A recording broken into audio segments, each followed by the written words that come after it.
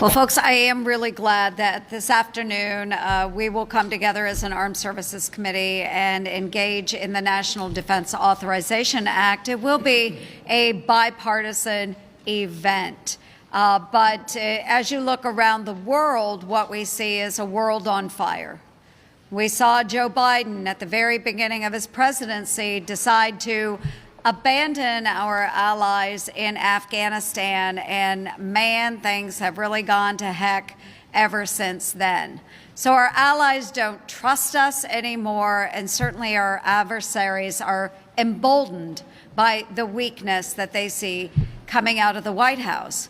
We have a very, very feeble-minded and willed man that is our commander-in-chief. And hopefully, this fall, we will see a change with this next election. So again, let's focus on the White House and what their policy has been. So on one hand, you'll hear Joe Biden say out of this side of his mouth, "Hey, Israel, we've got an ironclad commitment to you." And then the doublespeak starts, where it is, "Oh, well, we're not going to provide you the weapons you need." Ha, ha, ha. The next thing, we're going to sanction Iran.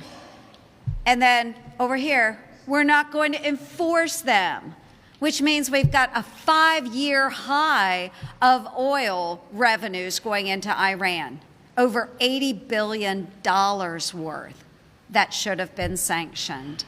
And of course, with Ukraine, he pushed and pushed and pushed Congress to get an aid to Ukraine bill done. Get the Ukraine bill done. And then over here, "Oh, I'm sorry, Ukraine, you can't use these weapons to strike inside of Russia." Folks, I don't know what's going on in this administration other than Joe Biden is so darn weak.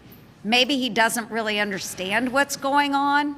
I have never known a country to win a war by staying in a defensive position. This has got to stop. It's why I am working on an NDAA that strengthens our military and makes us the most lethal fighting force on the face of the planet. And I hope our Democrats join us in this endeavor.